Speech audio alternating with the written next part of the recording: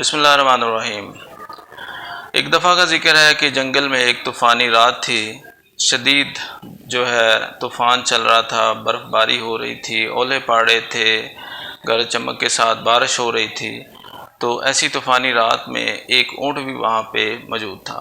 وہ انتہائی پریشان ہو جاتا ہے کہ میرے لیے کوئی سایہ نہیں ہے تو میں کیا کروں۔ وہ دیکھتا ہے کہ وہاں پہ ایک جھونپڑی ہوتی ہے، وہاں پہ ایک آدمی وہ براجمان ہوتا ہے، آرام کر رہا ہوتا ہے۔ وہ اونٹ اس آدمی سے ریکویسٹ کرتا ہے کہ بھائی جان اگر مجھے تھوڑا سا سایہ مل جائے، انتہائی موسم خراب ہے، شدید بارش ہو رہی ہے، اولے پڑ رہے ہیں، تو اگر آپ مجھے بھی جھونپڑی میں آنے کی اجازت دے دیں تو میں بھی تھوڑا سخت موسم سے بچ جاؤں گا۔ اس آدمی نے کہا کہ جی یہ جھونپڑی اتنی چھوٹی ہے کہ یہاں پہ آپ سما نہیں سکتے، کوئی ایک اور آدمی تو آ سکتا ہے لیکن آپ اتنے بڑے جانور ہیں، آپ نہیں آ سکتے۔ وہ اونٹ اس جھونپڑی والے سے اصرار کرتا ہے کہ براہ مہربانی مجھے تھوڑا سا ہی اندر آنے دیں، میری اگلی دو ٹانگیں اور میری گردن ہی آنے دیں تاکہ مجھے تھوڑا سا ریلیف تو ہو۔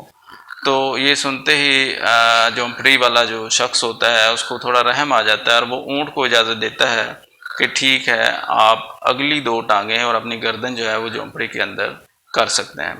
جب اونٹ تھوڑا سا جھونپڑی میں گھستا ہے، اگلی دو ٹانگیں اور گردن آگے کرتا ہے تو اس کو تھوڑا آرام ملتا ہے، تو آرام ملتا ہے، اس کے دل میں تھوڑا لالچ آتا ہے اور وہ سارا ہی جھونپڑی میں گھس جاتا ہے۔ جب سارا جھونپڑی میں گھستا ہے تو ایک دھکا لگاتا ہے اور مالک جھونپڑی کا اس کو باہر نکال دیتا ہے۔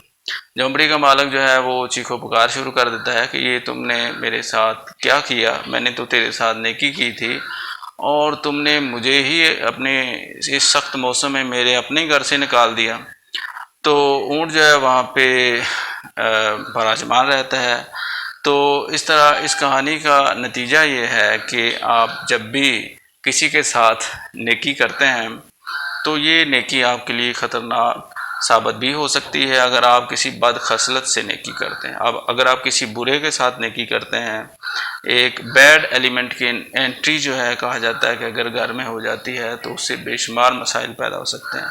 ہم نے دیکھا کہ ہمارے معاشرے میں یہ بھی انسیڈنٹس ہوئے ہیں کہ برے لوگ اگر ان کو کرائے پہ رکھا گیا ہے تو کل کو وہی رجسٹریاں لے کے آ گئے ہیں کہ ہم نے مالک مکان بننا ہے۔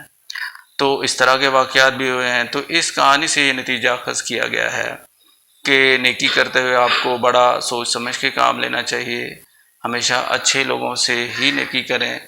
اگر آپ برے لوگوں سے نیکی کرتے ہیں تو اس کے برے اثرات بھی سامنے آ سکتے ہیں۔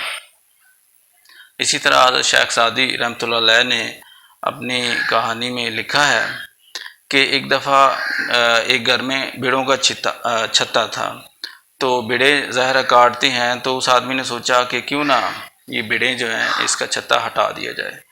تو اس کی بیوی کہتی نہیں جی، ہمیں کسی کو بے گھر نہیں کرنا چاہیے۔ تو وہ آدمی چلا جاتا ہے، ٹھیک ہے جی نہیں بے گھر کرتے۔ جب واپس آتا ہے تو انہی بھیڑوں نے اس کی بیوی کو کاٹ لیا ہوتا ہے جگہ جگہ سے، اور وہ چیخو پکار کر رہی ہوتی ہے۔ تو وہ پوچھتا ہے کہ جی آپ کیا ہوا؟ اس نے کہا جی بھیڑوں نے مجھے جگہ جگہ سے کاٹ لیا ہے، واقعی ہمیں ان کا چھتا وہ گھر میں نہیں رکھنا چاہیے تھا۔ تو حضرت شیخ سعدی رحمۃ اللہ علیہ نے اس کہانی سے بھی یہ نتیجہ اخذ کیا کہ جو موذی جانور ہیں جیسے بھیڑیں ہیں، بچھو ہے، سانپ ہیں، اس طرح کے جانوروں سے اگر آپ نیکی کرنا شروع ہو گئے تو یہ تو آپ کو کاٹ لیں گے، آپ کی جان بھی جا سکتی ہے۔ تو نیکی کرتے ہوئے سمارٹ رہنا بھی بڑا ضروری ہے۔ آپ یہ دیکھیں کہ کس کے ساتھ نیکی کرنی ہے اور کس کے ساتھ نہیں کرنی ہے۔ تو حضرت شیخ سعدی رحمۃ اللہ علیہ نے فرمایا کہ تہذیب و تمدن کا یہ بڑا سنہری اصول ہے کہ انتہائی برے لوگ جو لٹیرے ہیں، ڈاکو ہیں، ڈکیت ہیں، قاتل ہیں، ایسے لوگوں سے نیکی بالکل نہیں کرنی چاہیے، انہیں ان کے کیے کی سزا دینی چاہیے تاکہ معاشرے میں وہ نشان عبرت بنے اور معاشرے میں بگاڑ پیدا نہ ہو۔ Thank you very much.